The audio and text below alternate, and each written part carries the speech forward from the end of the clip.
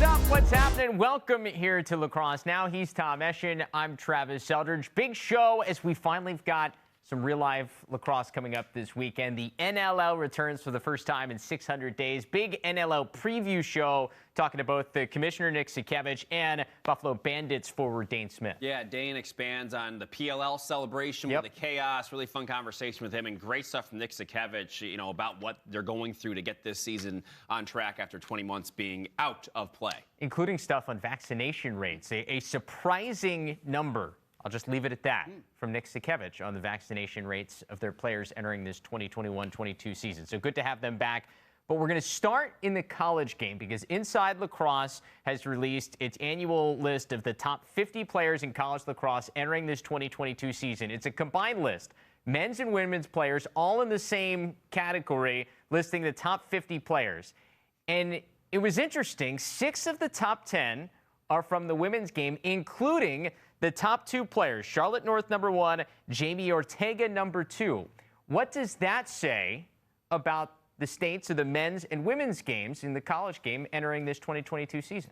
You know, you look back at what happened last spring, and I think you immediately go to championship weekend, of course. And I just think right now, I mean, the storylines and the personalities and the women's side of thing is just bigger than the men. And I think that also, obviously, it contributes to being what they do on the field as well. Because right now, for the women, you've got Izzy Skane and Charlotte North, two, obviously, maybe the 2 best players in the country in the women's game right now, you could say. Skane is 5th. Charlotte North, of course, is number 1. Jamie Ortega is number 2 on this list as well, so you can't put her to the side. But you got those 2, North and Skane, from non-lacrosse hotbeds. And I do like the fact that their stories are so intriguing and fascinating and the pride they have. We've had Izzy Skane on a few times talking about coming from Michigan and what she experienced there and how that is a big piece of what she wants to bring to the table at Northwestern and, you know, establishing some of that pride for where she comes from. And, of course, the same thing with Charlotte North. I just think the storylines and the personalities in the women's sport right now are bigger than the men. You go to championship weekend, Syracuse overcoming those injuries and the run that, of course, that BC made. I think right now the women's game is as exciting as it's ever been because of some of those things behind the scenes, too. I think it's very interesting because I think in so many ways last year was like the flip. Like, we didn't quite know Charlotte North was going to be this entering 2021 because of 2020. And we knew she was good. And it was a big transfer coming from Duke for BC. But as we had mentioned in a previous show a couple of weeks ago, BC in 2020 did not set you up to believe BC was going to be what they were in 2021. Like, they didn't have a great year before the pandemic shut everything down. And so last year, the storylines on the men's side were amazing. You got Syracuse, who was the number 1 team in the country, and at the end of 2020, thinking like maybe this is the resurgence and all that. And then, of course, Michael Sowers and Duke combining for the super team. Going into the year, you're right. It's really you had all these great storylines, and now it's kind of flip-flopped because you've got Michael Sowers and some of those players that have left on the men's side, and so it's left this little gap. And Dox Aiken, same type thing for Virginia. Like, you've got guys that we knew on the men's side who had been around for a while, who we kind of waited 2020 was supposed to be their year, and then we waited a year to get them to come back in 2021. And so now it's the women's turn because you're right. All those storylines that kind of came to a head at the end of the 2021 season are now back as you look ahead to 2022. So I think the fascinating thing for me as we enter this spring is going to be, all right, we know what we're going to get on the women's side. Like UNC, loaded again. Boston College defending champs. Syracuse with Kayla Traynor back. And now they have all those stars who got injured at the end of last year, weren't part of the Final Four team. Now they're supposed to be back. They're supposed to be really good. I'm fascinated who emerges on the men's side as the next guys that we go, we can't stop watching this. And these are the guys we're going to be talking about for the entire season, because it seems like outside of maybe Chris Gray and Connor Schellenberger, who kind of took that mantle, it seems like there's a gap there. But I think, Colin Schellenberger is the highest-rated men's player on this list, and I think you bring him up and say, yeah, he kind of took it. I mean, it's almost as if it's a weird thing. His team success has almost overshadowed him because of what he's surrounded by, what he was surrounded by. Right. Like you said, guys like Matt Moore are coming back, and Dox Aiken was there last year as well. So as great as Schellenberger was, he had stuff around him too that he didn't have to be that that star that we saw out of Pat Spencer or even Grant Ament in the past with Penn State. Even Jared Bernhardt last year. You know, he was that much better than everybody else around him. He has, of course, good support in Maryland. He went to the championship game, but Bernhardt was that amazing where you said, oh, he really stuck out. Now coming back, you got a guy in Schellenberger who was still surrounded by Matt Moore and has some of those guys back too. But it's just a little bit different in that star power and how separated it is from the pack. Like you said, Chris Gray, probably the biggest name. And then on this list, you got Sam Hanley, who we haven't seen play in a year and a half or so. Well, so and a guy that was awesome, too, right? And in 2020 got hurt. Yeah, right. So remember, like, he had that huge 2019 season as a freshman. You're like, this dude is the real deal, like almost first-team All-American good as a freshman. Then he comes back in 2020. We expected big things. He gets hurt, and then his status was very much up in the air all the way up until the pandemic hits, and then the entire 2021 season's wiped out for him because the Ivy League doesn't play. Yeah. Like, I mean, of the most intriguing guys, Sam Hanley may be high on that list, and I think that's why he's there at 6. Right. Because we just don't know. Right. Yeah, I think you're right. I think he gave us those flashes of brilliance, and I think now to look and see. The word is, in the IL article said that he looked great once again in the fall, like sort of back to what he was and what we maybe expect from him moving forward. So, yeah, Pat Kavanaugh, another guy on this list in the top 10 that had a knack for the highlight reel plays, which I think the women have embraced a little bit more. You know, and that's why Charlotte North is number 1 on this list. Right, and I wanted to get to that point, too, before we move on, because you look at the way the women's game is going, and more of these programs are embracing some of that flash, some of that higher tempo style of play where you're getting these stars that are emerging and maybe a little bit more in the past than maybe the traditional ones that year after year, they're steady, they're great, but then you get, you know, a Kylie O'Miller who sticks out, and now the Charlotte Norths of the world. You know, I remember doing the CAA games this past year and watching Drexel play, and like, this is a style that isn't a traditional CAA style. They're going up and down the field, and like every week a team's preparing for them. Like, this is different than what we've seen. And I think that's just one little example of what you're seeing across the sport of women's lacrosse, of sort of embracing that style a lot more flashy plays, more up and down, more goals, things getting a little bit more spectacular, and players are emerging from that. And for that reason, one name I'm surprised isn't higher up on this list is Duke's Brendan O'Neill. Because in my mind, if there's anybody outside like the top 15 or 20 that could become a guy who's in the top 10 in this list by the end of the year, it's Brendan O'Neill. A, because of what he has around him, and B, like, dude was the #1 recruit. And if Michael Sowers didn't transfer to Duke last year, like, Brendan O'Neill was going to have like all the hype around him. And it's like, everybody, I feel like there's not as much talk. He had a great freshman year. Right. Like, he's got a lot of talent around him, which is great, but he had a great freshman year, and they've got another really good freshman class coming in, along with guys like Dyson Williams and pieces around him. Like, Duke is going to be scary good again, and I think Brendan O'Neill is one of the focal points again. Yeah, I think from him seeing year 1 to year 2, I think like we saw, I mean, Schellenberger, of course, redshirted his first year, and then you saw what he did after a year on campus, despite the fact that he didn't compete. But, you know, now you look at Brendan O'Neill like, well, what can he do? Because he was just obviously the top recruit in the nation like Schellenberger. So the next step is there and waiting. Yeah, and he's just physical, imposing. Like, it's hard to move him out of the way. Yeah. Anyway. Yeah, he was that when he was, 15 years old in high school. Like, who is this kid? You know? He was unbelievable. And he's still bigger and stronger than the players he's playing against. We're older than him. Unreal. Amazing. So let's switch gears to lacrosse. We are going to see here this weekend. It's been like 600 days since we've seen the NLL on the floor, but they return San Diego Friday night, first game out there. So we're going to give some bold predictions for this 2021-22 season. Tom, why don't you start? What's your first bold prediction? I believe that Lyle Thompson will lead the league in points this year. Okay. I think that he's done it before. Georgia, they went through some stuff over the pandemic where their depth is not nearly what it used to be. And obviously you could argue the other way and say, yeah, he doesn't have as much help, but now there's even more of an onus on him to produce on a daily basis. As we know, Zed Williams has moved on, as has Randy Stotts. So now it's Lyle and Shane Jackson. Jackson, of course, the MVP from the 2020 bridge season. So he obviously is another guy for defenses to focus on, which obviously will help Lyle a little bit. He doesn't have as much help before.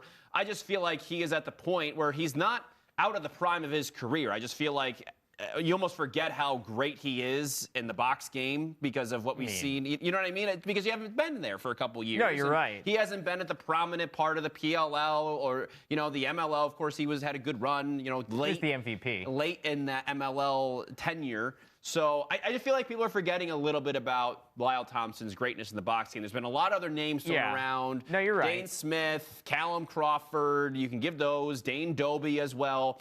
But Lyle, of those guys, I mean, Dane Smith too, but Lyle is one of those guys in the prime of his career, and he's in a situation where he is going to be the focal point of that offense, and he's going to have to do it, and I believe he can maybe replicate what he did when he was the league MVP a couple years back, I think it's 2016, 2017 season when they won it. Yeah, I do think with Lyle, some of it is like he just doesn't, he didn't go out there like some other guys that we talk about a lot and just say, hey, look at me. It's just like he lets kind of the play on the floor do the talking, and you do forget about him because he's like he's so steady. But you watch him play and you're like, holy cow, he is incredible. Yeah, and you're right. I think you're right. You forget about him because he's so consistent year after year and whatever he does. You know what I mean? He doesn't do it, like you said, he doesn't have the look at me mentality. He plays but with a purpose, and when he gets going, you better watch out because he can be unbeatable at times. You see him carry that Swarm team. We saw that a couple years ago, and I think you're going to see that again. Well, and he'll like throw this ridiculous goal in, and then he celebrates like he just expected to do it. Yeah. Like other guys, it's like, wow, like go nuts. He's just like, oh yeah, did it again. Right, I think that's. Could you imagine being a defender and like he throws this sick thing and then he's just like, oh yeah. He just rolls with it. I feel like it almost feels worse. It's like workmanlike the way he does it's it. Like, yeah, I expected to do that. You make a good point of how it's not about him and whatever, because he sort of has with Randy Stotts and Shane Jackson, like he's let them sort of take a lot of that flash, and he's been very unselfish in that and knowing the talent that they possess. And now I think you're going to see Lyle emerge a little bit more this year, knowing he has to. He's going to do exactly what he needs to do for the team, and I think this year that's going to be him back at the top of the points for the league. Yeah, I think his assist numbers are key. Yeah. I think if he elevates them as a team will be better because I mean him and Shane Jackson, the focal point. Working back and forth with Shane Jackson, absolutely on side to side. All right, so my first bold prediction here is that the New York Riptide, who were in last place in their one and only season here in the NLL, they're going to make the playoffs here in 2022. What a turnaround. I mean, think about how much this team has changed since the last time we saw them on the floor. They have one win in franchise history, but they've added a generational talent who in certain situations is being, in Jeff Teat, who's in certain situations being talked about as a potential MVP before he's ever played a game in this league. That's how much talent he's expected to bring to this team. And they added a guy who's been at an MVP caliber level in Callum Crawford. So you add not one, but two guys with that kind of talent level. I mean, you can't explain how different this team is going to look this time around as opposed to last time. And I think a team like now Albany, who was in New England before, has lost some different pieces. And I think New York has the ability to possibly jump into that conversation as a playoff team and take the place of a team like Albany, because you go up and down this list. And so Teat and Crawford are the selling point. You added two guys with that kind of... I think I need more than two. So, I think they needed more than two. Who else you got? But they already had it. They already had guys in this roster. They had Tyson Gibson, obviously number one pick a couple years back. Yeah, you have Tyson Gibson. So you've got two number one overall picks of the last 3 years combining, so that's good. We've seen what number one overall guys like Virginia have done in the past. Like, you get them all together and eventually it works. Yeah. You think. Right. So I like that. Dan McCray, and I know he was part of this team before, but remember, he was a captain on a championship-winning team in Calgary just a couple of years ago. Yeah. So he brings, now, like, the talent wasn't there before, but having Dan McCray on a team that now has more talent on it, I think is key, because he can be kind of the veteran captain leader of a squad on the back end. Steve Orelman, really talented young goalie. And I know he doesn't have a lot of experience, but his brother has experience in this league, so he's not new to the whole NLL thing. And I like having a young, talented goalie that has something to prove in the back end. So you add those guys. You got Kieran McCardle, who's still hanging around there in New York as a fourth, fifth, sixth option offensively. It's going to be tough, But anytime you have Jeff Teat and Callum Crawford on the same team, that is a really, really talented offense. And I think they can surprise some people and make a run. Yeah, it's just tough because who you taking out, you know? I think you got some teams in the East. For me, it's now, if it was New England before, now Albany. I think that's the team that gets bumped. Right, because at the top, you've got Buffalo, of course. You have Toronto in the mix there as well. Halifax, of course, had such a great start. So, I mean, those are the top three. And then there's a fourth and possibly fifth spot. Rochester should be better. They showed some sparks as well. But, yeah, I can see the argument with the if those two can do it, then I guess if anybody can do it, it's those two that can help turn a whole franchise sort of around in the matter of a year and a half. I mean, that's like we talked about who won this pandemic break. To me, it was New York. Okay. Like, you added two guys that are MVP caliber guys to your roster offensively. Okay. All right. I will go, and let's go out west now for my bold prediction.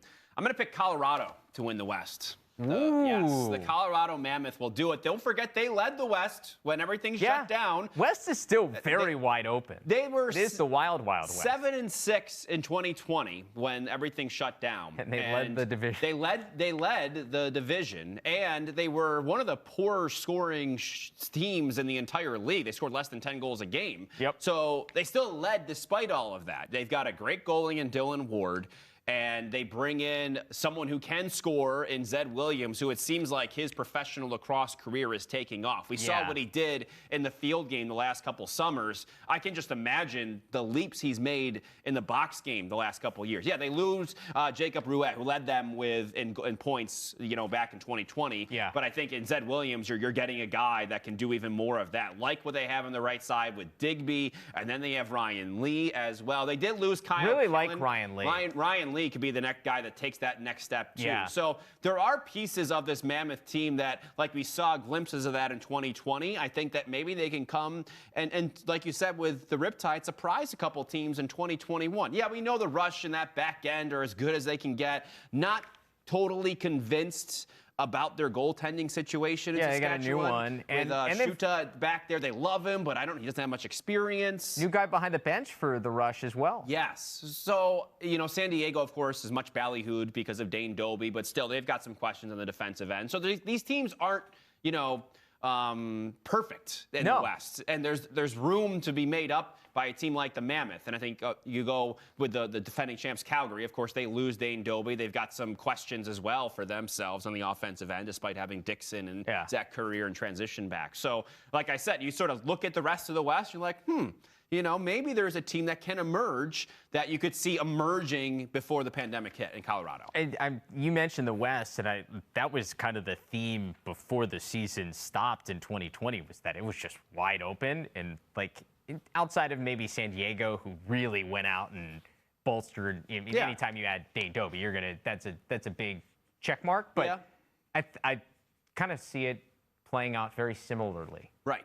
I think it's going to be competitive. Yes. It's going to be close at times. There's going to be teams that go and not, finish the season with just 3 or 4 losses. It's going to be kind of like Colorado. And they were, 7-6, 8-7, 7-6 when the pandemic hit. It's just over 500. Right. First place. They were in first place with the most wins, with some good wins at that, too. Those weren't just, 7 whatever wins. They were good wins at times, too. So, it's like what it takes to win the NFC East sometimes.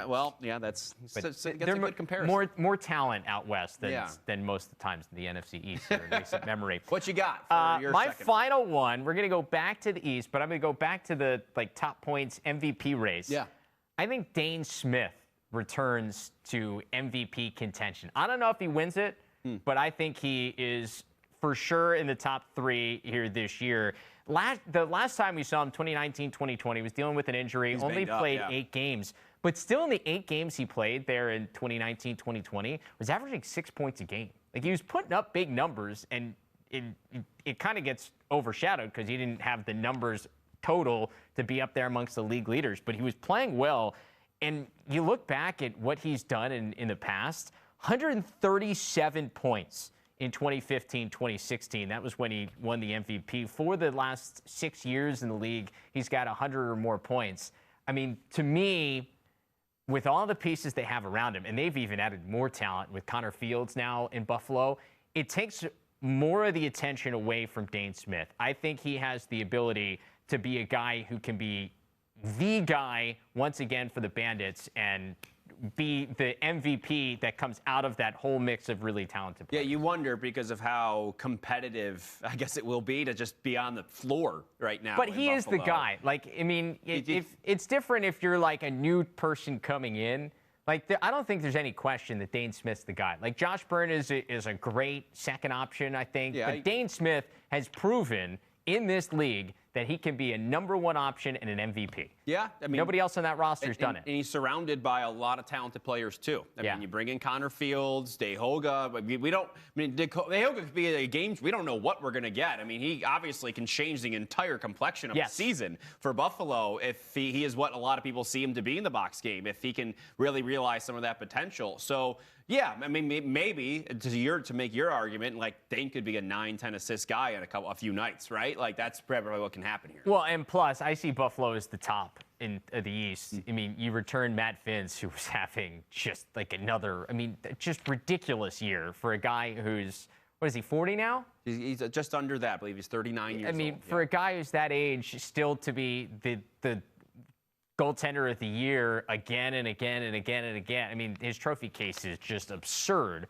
To have that and then be at the top of the East, I just see everything working out where Dane Smith can be the focal point of one of the top teams in the league, putting him in that MVP conversation.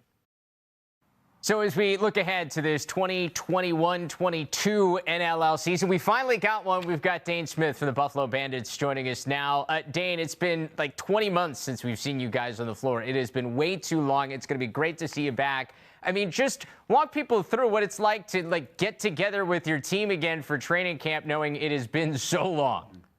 Yeah, no, thanks for having me. And it's been a long time coming. Obviously, having the PLL happen in the past, whether it's a bubble and then a regular season, it's kind of one of those things that you miss the indoor game as well. You miss those teammates. You miss seeing those guys, playing with those guys, and having that shortened season. And I don't even know what year that was now, but having that shortened season when we were pretty good that year and thought we were going to make a run for it is unfortunate. But we brought back a lot of the same guys, and we're looking forward to the challenge.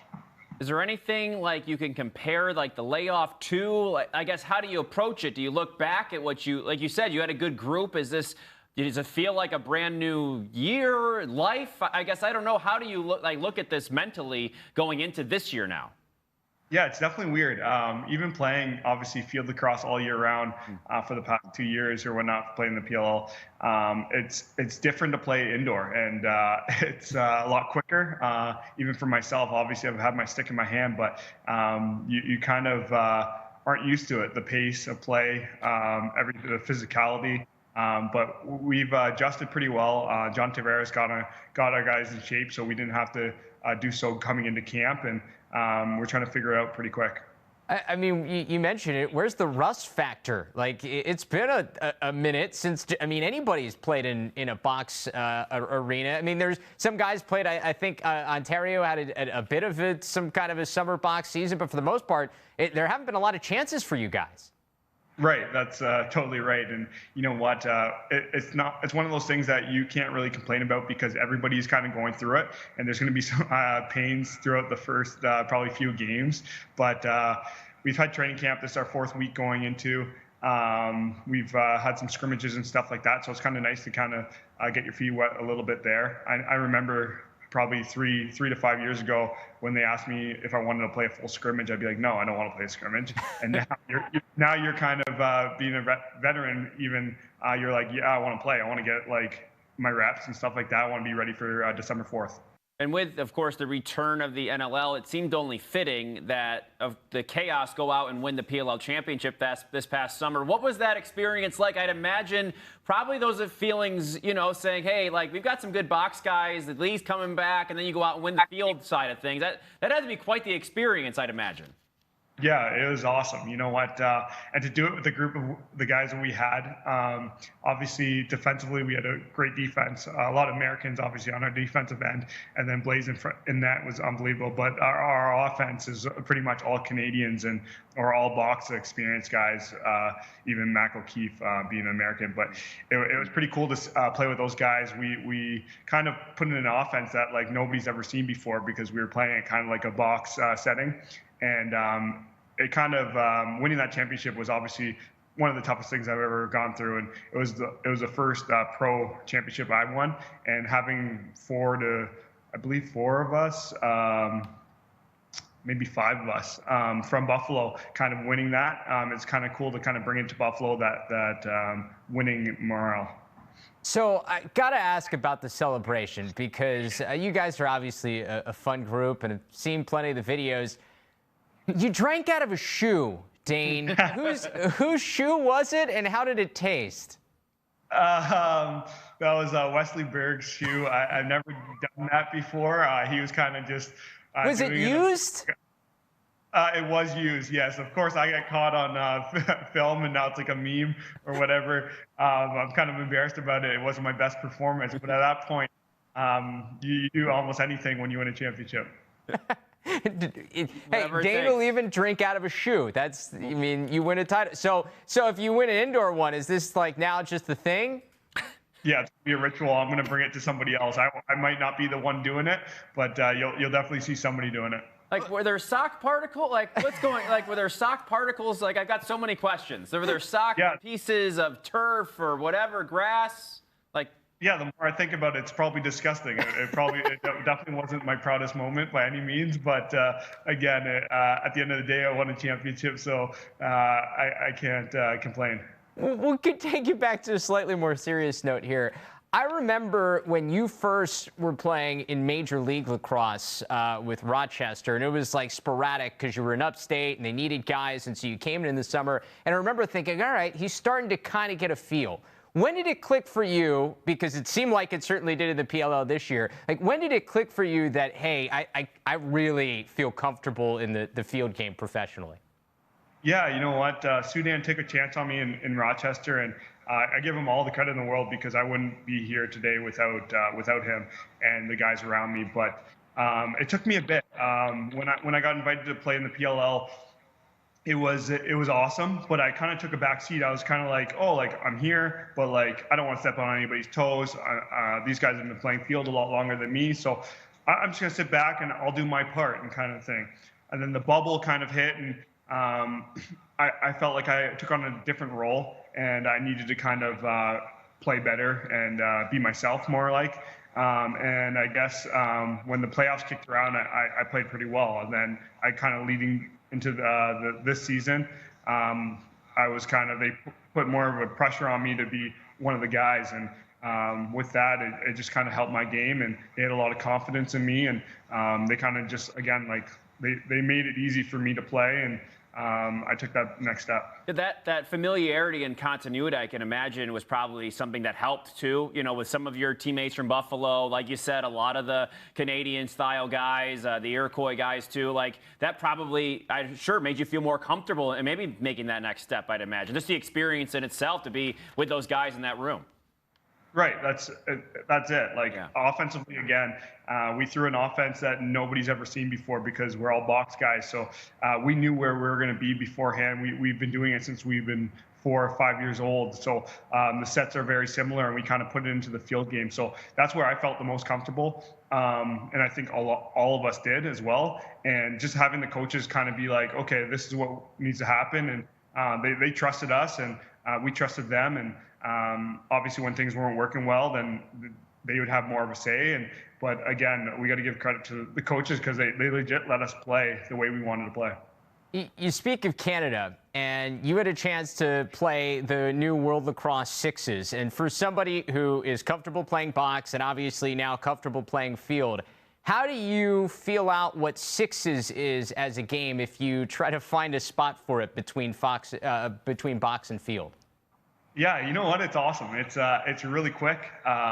It happens so fast. You can't really celebrate after goals. That's for sure.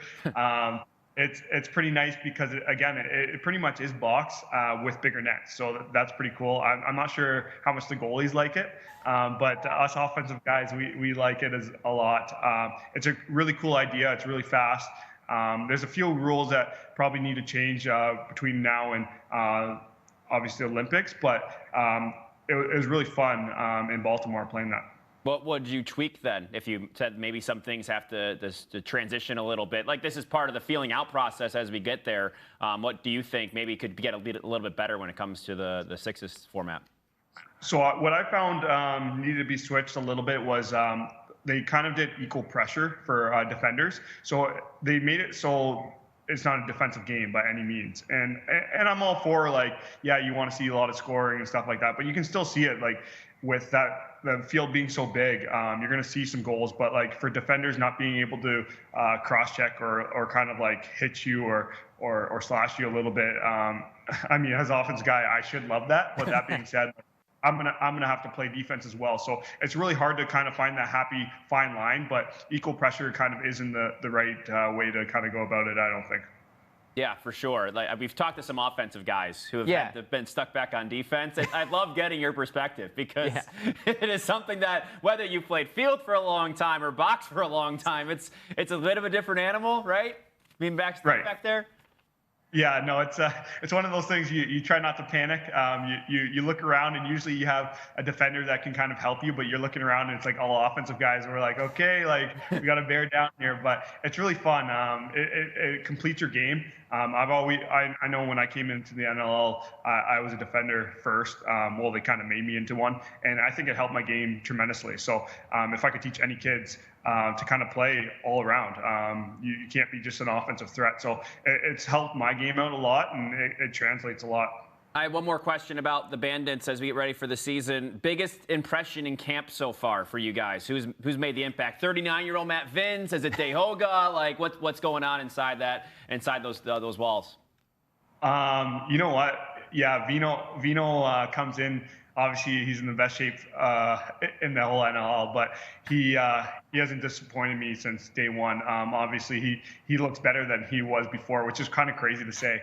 But to be honest, a guy that I mean, obviously Dehoga. He's gonna probably put up 30 his rookie year. He's an unbelievable player as well. But a guy that kind of I find helps our team the most is Kyle Buchanan, coming from San Diego. He's one of those players. He's just a water bug. He picks up every loose ball. He sets picks. He scores goals. He's just like an all-around player, and he brings that veteran leadership to our team, which is what we need.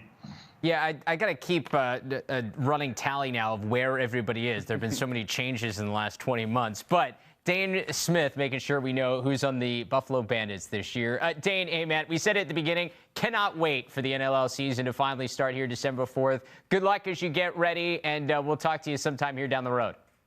Yeah, I appreciate it. Thank you, and go Bandits. So we're glad to be finally saying this, and Travis and I were just discussing the last both times we talked to Nick Sakiewicz. Unfortunately, they were with some rough news. One was after the 2020 season had been canceled, then 2021, and now here we are, 21-22, and Nick Sakiewicz joins us with some lacrosse to talk about the NLL commissioner. Nick, we appreciate you so much for coming on. How excited are you to get this thing rolling once again? Yeah, thanks, John. Thanks, Travis, for having me on. We couldn't be more excited. It's been a long 20 months since we last played a lacrosse game, and we're just super excited. We took the time over the last period to try to get back to play, but because that didn't happen, we didn't throw the covers over our heads, and we just continued to work at it. And there's a lot of good things that came out of the NLL over the last 20 months, which you know, a couple of expansion teams, new partnerships, the sale of 2 existing teams, new partnerships like Fanatics and e-commerce and building a sports betting platform. And we just announced the new sponsor the other day. So lots of good things happened. We've re-engineered and kind of rethought our business over this period, and didn't let any grass grow under our feet, for sure. Yeah, I was going to say that. I mean, any league that doesn't play in 20 months, obviously the talk is probably going to be negative, but in some way, you guys have made this feel like the league is thriving, even though we haven't seen the product on the floor in 20 months. How did you go about tackling it? And at what point throughout this process did you go, okay, well, you know what? There's some other leagues playing. We can't at the moment, but it doesn't matter. We're going to turn this into a positive. How did you attack that? Well, as you guys know, it was kind of an evolving, rolling crisis. We didn't know whether it was going to be 2 weeks long, 2 months long, and we certainly didn't think it was going to be 20 months long. But I think fundamentally, kind of learning from the past, I lived in New York and lived through the 9/11 tragedy and that global crisis that it created. And the one thing I learned from that experience was you got to communicate. So we immediately doubled down on communication, both internally with our board, with our owners, our executives at each of the teams. I think we had a board meeting every week for months at a time. Like every week we were talking to them. We're talking to club executives. We were encouraging them to double down on communication themselves and stay engaged with the fans and the sponsors and the broadcast partners and everybody in the lacrosse ecosystem. That was first and fundamental. And then when we realized it was going to be more of a longer issue for us, we went right into planning, looking at our business from not only an expense standpoint and preparing the league for the tough road ahead as we anticipated this pandemic was going to last longer. We also put strategies together. We were in the middle of a negotiation for Team 14. The pandemic brought a halt to those discussions, but then we very quickly revitalized them. And today we have the Panther City Lacrosse Club launching in a couple of weeks here in the new season for the first time. We also we had a bit of a competition going in Las Vegas. We had 2 interested parties, and we didn't want to let that opportunity go because we were just so excited about both candidates that were in line for the ownership of that team, and we brought that team to a close. Got a little bit of a surprise in September when one of our teams, the New England Black Wolves, whose ownership got crushed by the pandemic, notified us that they were selling their team. So we had to be aggressive and take a leadership position and work with that ownership group to sell the team. And ultimately, talk about turning lemons into lemonade. We not only found this unbelievable and formed this unbelievable partnership with an ownership group that is second to none in terms of their lacrosse prowess and their financial wherewithal. And we developed an opportunity to move that team into what's really a better arena situation and a better market in Albany. And we did that closed that deal in February. And then, of course, the Fanatics deal setting when the league never had a e-commerce platform. And we did that in November, about a year ago. And now we're going to finally be rolling it out. And then the record sale of the Saskatchewan Rush to another blue chip group of owners, the Priestner family up in Saskatchewan. And that sale of that club set a whole new record level and benchmark for what an NLL team is worth, which is very helpful going into this expansion period, which we also didn't let any dust fall on our expansion strategy. And we've got a pipeline now of about a dozen cities and owners that want teams. We have Team 16 lining up really nicely for us at a great number, at a great valuation increase. So, yeah, we're feeling really good and excited to get back to just playing lacrosse again. And then to add on to what you just said there, Nick, historic TV deals, the names of Wayne Gretzky, Steve Nash, Dustin Johnson getting involved. My question is, what is your pitch? It seems like everybody wants in. What are you telling all these people that they are like, I'm in? You know what I mean? Like, what are you saying about your league, about these organizations and these players to all these interested parties? Well, John, it's a great story to tell. We've had a terrific run for the last 5 years, and there's a lot of momentum that's been built up. There's new ownership in the league. There's existing ownership that is terrific. We've grown our business. The metrics have been extraordinary. The franchise values have increased 11.5 times since team number 10 came in. Our media business has grown from a first level media business with BR Live and Turner to now a second level with TSN and ESPN and rights fees on both of those deals that have really gotten people's attention that the NLL is a real viable media product. Our sponsorship still needs a lot of work. We need to build it, but now we have media platforms to be able to expand it. But even sponsorship from 2017 has grown by double digits each year in terms of that revenue. Sports betting's on its way. E-commerce is established, so there's new revenue streams to look at and take advantage of. So when you tell that whole story, and you have world-class athletes playing at the highest level of lacrosse in the world in your league, you have a really good story to tell investors, broadcast partners, fans, sponsors, and it's just, you just have to tell it in the right way and wrap it in a strategy that you're going to deploy over the long haul. Because no one wants to invest in a one and done type of business or a short-term business. Sophisticated sports investors today want to invest in the long haul and want to invest in something that's going to accrete in value in the years to come. And that's what we did, setting this league up 5-6 years ago whenever I took over as commissioner, to create that long-term strategic plan in all the different areas to grow the business. And then you need to invest in it, and then you need to work hard at it, and you need to have a lot of patience to nurture and grow it. I'll give you the perfect example. You could have bought a Major League Soccer team 27 years ago for $5 million. Today, you can't touch one for under 400 or 500 million. So there's a great shining example of what can be done with a proper strategic plan, long-term investing, and carefully thinking about your business. And that's the story that we tell. And the NLL is the next one up in the batter's box on that story. Maybe you kind of hit on some of that, but I want to follow it up with, you mentioned the TV deals with ESPN and TSN, and you were part of, it was early in your time there as commissioner that you struck the deal with Bleacher Report. But when you're talking about linear TV games, both in Canada and the United States, that's a big deal for expanding the growth, not only of the league, but also the sport. What's changed in terms of their appetite for the sport in your league?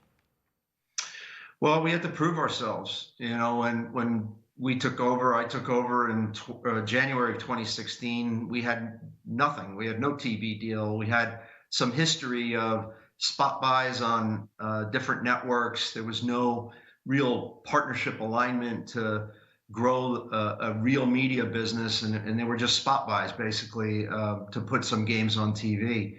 So we had to kind of reset ourselves. And if you remember, we created a beta test called NLL TV, and it was a 2-year beta test to see if we could drive some viewership.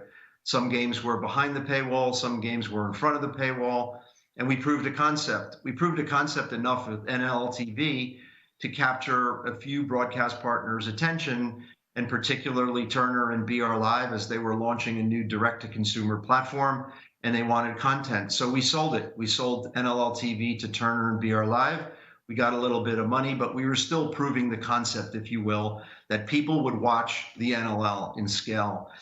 And those years and those beta tests and first level deal with BR and Turner really gave us a good platform to talk to TSN and ESPN and others in the process. Quite frankly, ESPN and TSN were the partners we landed on at the end, but we were talking to all the other broadcast networks. And again, it's about the story. It's not just about the story, but it's about showing real data and real results from the story. And we were able to do that with NLL TV and BR Live. A lot of people look down their nose at what we did with NLL TV and BR Live, but really, if it were not for those strategies and tactics and those partnerships, we wouldn't be where we are today. And for a league like ours, it's an evolution. It's an evolution of building and growing and investing. And it's not about this deal. It's about the next one and about the next one and about the next one. For a league like the NLL or any league that's trying to aspire to become one of the big leagues, we do short-term deals, and it's not about this year's deal. It's about the next one and the next one and the next one. So that's really important part of the strategy. In talking about what we've gone through over these last 20 months, and for you guys, we've talked about a lot of the positives, and you've turned this into a lot of positives. But I feel like financially, when you don't put a product on the floor, it takes a hit. We talked about the New England, now turned Albany, and their ownership and how they struggled. Financially, how hard was this pandemic for the league? Brutal, absolutely brutal. Our teams took it on the nose, on the chin, and in the forehead, all three. Big financial losses, big challenges to overcome. The league itself, I know I talked about a lot of great stuff that we did, but the not so great stuff is we cut our budget by nearly 40%, 35 to 40% of the league's operating budget was eviscerated. Our commercial business had disappeared. People lost their jobs because we had to preserve the business. Teams across our league suffered big time because they couldn't sell tickets. And when you can't sell tickets and play games, sponsorship is right behind it in terms of going away. So it was a catastrophic event, no question. But because we didn't just hide from this pandemic and, quite frankly, we were able to generate good revenue at the league level, that released a lot of pressure on the teams to keep the league going. And they were able to focus on keep their own teams going locally. Thankfully, we have tremendous owners with great staying power and wherewithal to be able to do that. But our team suffered. There's no question about it. But I'm really proud of the job that the league did to relieve that pressure and not put any more added pressure for the owners and the clubs to be able to support the league strategies and keep us going. And we're very grateful for that. Is that sort of trickle down impact the players in what sort of fashion? Is that something they had to absorb and you had to speak with them and the union about in terms of their compensation at the end of the day as well? Well, we paid our players in full through the shutdown year. They were paid out. We didn't play about a third of our regular season, and then the playoffs went away. But we fully paid our players, and then we were in almost regular discussions with them every day, every week. Almost there for a period of time on trying to figure out how to return to play. First, it was getting the playoffs in, then it was getting a regular season in last December, a year ago, and then it was a bubble. And we were just in seemed like a constant state of negotiating a contract to return to play with the players, but unfortunately we couldn't do it. We are, in our CBA now, and we're going to use that contract agreement to return to play and work on a new long-term deal with them. But we feel good about what we did, and we thought that the league did the right thing by paying them through the remaining of the 2020 season, right through the regular season, and that was the right thing to do for them. And we're just glad to be getting back to playing again and paying players. So as we get back on the floor, obviously the COVID pandemic, it hasn't gone away. It's still lingering and creates issues. What type of protocols is the league thinking about putting in place, already putting in place, as you look ahead to a couple weeks from now, opening up the season? Well, the benefit to being one of the last to return to play is you get to watch all the ones in front of you that went to return to play and work with them. And another silver lining that came of this is that we got a lot closer with the other leagues.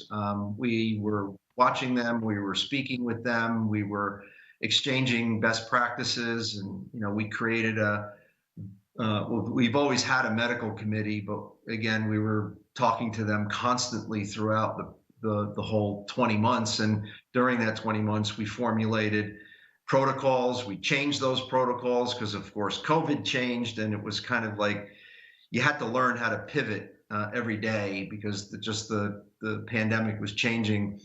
And along that 20-month process, Jessica Berman, my deputy commissioner, really led a fantastic effort. She did a brilliant job together with some of our senior staff and the medical committee to develop a manual and protocols that we're using now today preseason camp. So when camps opened up a couple weeks ago, those protocols were being utilized and exercised. A lot of testing, a lot of conditions precedent for players to be able to enter training camp, and that will also be applied for entering arenas to play games.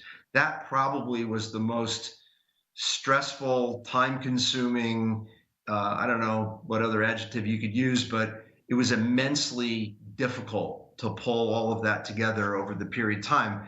And probably more so because it was just changing all the time. And it was just trying to wrap your arms around the pandemic and figure out what the best protocols would be at the moment. And then they changed and you had to change with it. But I think we're in really good shape right now. And that's the benefit of having seen everybody go through it. We watched the NHL and their bubbles. We watched the NBA and their return to play, and the NFL. The NFL's in its second season since we shut down for us. So we've been able to really go to school and learn a lot during this period from those other leagues. Of course, we've learned a lot, like you said, from those other leagues, like in terms of vaccinated, unvaccinated players. What are sort of the guidelines for that? Is there a mandate or, what have you, depending? Because we've seen, obviously, guys impacted that haven't been, either the NFL, NBA, or that are close contacts and all those things that impact, of course, what we see on the floor. Do you have those things sort of set in stone just yet, and what the impact of some of those requirements would be? Well, we never did a mandate. We actually really didn't need to, because 100% of our officials and 100% of our players are vaccinated.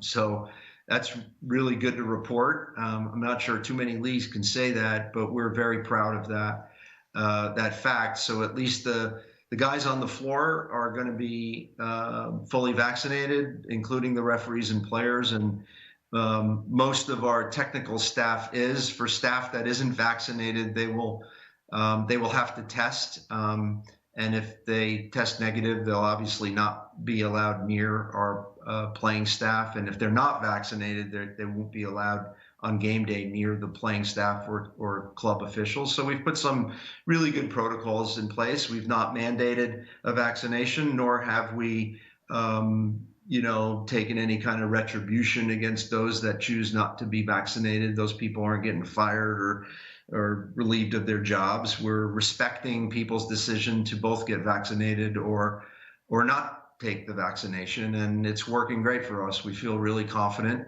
that we're going into the season protecting the biggest priority, which is people's health. That's it. I mean, 100% of the players and officials, that's incredible. That's unbelievable. I'm sure that had to be pretty good news to your office to hear that, right? I heard that last week, and it put a big smile on our face. Yeah. For sure. One more follow-up on the COVID situation, because you have the unique situation, maybe more than any other league in North America, in terms of having such a split between Canada and the United States in terms of teams, and then players that go back and forth across that border, once again, more than probably any other league in North America. What's your concern level about the border in terms of the free-flowingness and hoping that it stays kind of on track to where we are now, in terms of it's going to be pretty much open to the public? Yeah, well, the U.S. is open now. The Canadian border has been open.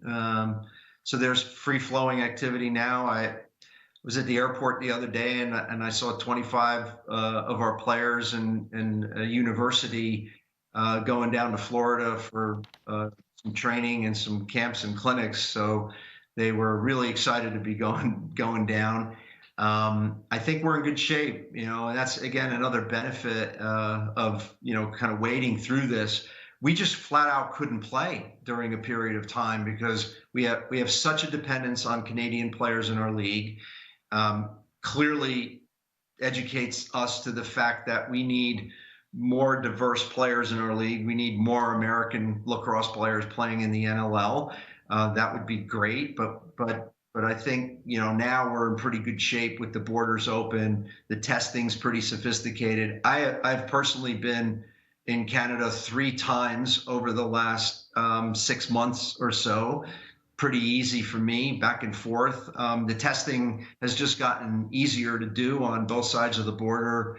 The sophistication, the use of technology and applications Is it a pain in the butt? Yeah, it makes it tougher than it was traveling before, but very doable.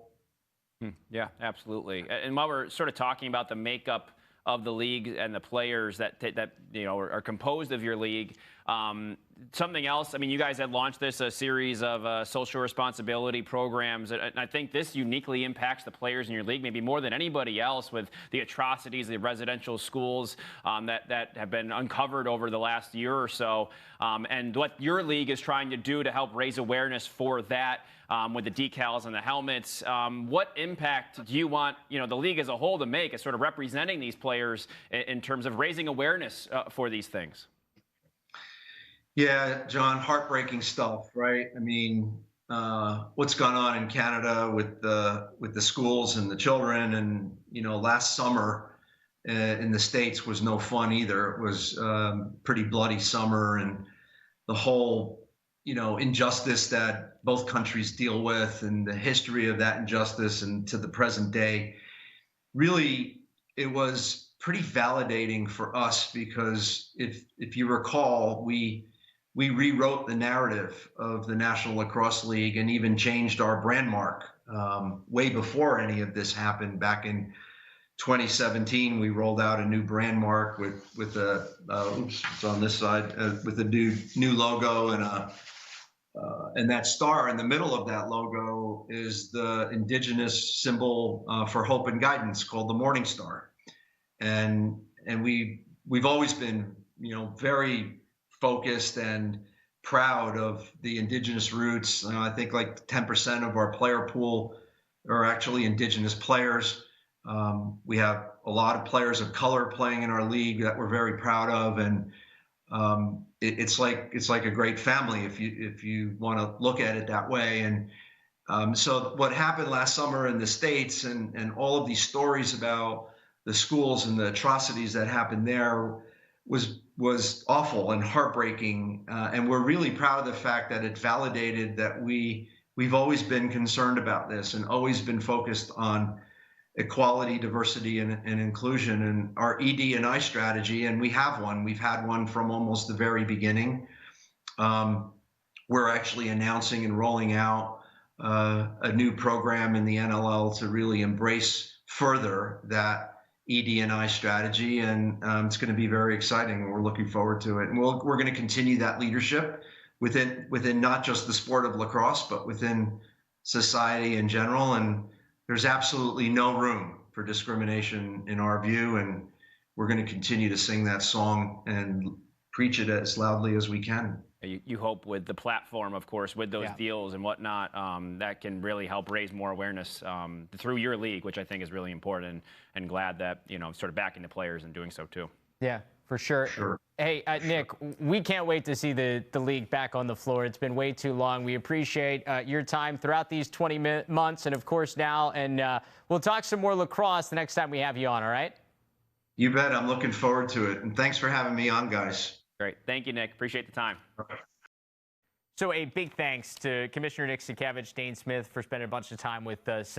Fun conversations. Yeah, they were great, and obviously you can just feel the energy from them and everybody else in the NLL, just ready to get back out there and play. I know, like in the lacrosse world, of course, we haven't had it really since the spring for the most part, other than some tournaments here and there. But to actually see competition professionally on the floor here in December, it's great. It just gets you started, because from now until after maybe next fall, we're in it. We've got man, lacrosse. Let's go. It's here, right? That's great. Yeah, I can't wait to see the NLL back on the floor. Enjoy NLL opening weekend. We'll see you right back here next week.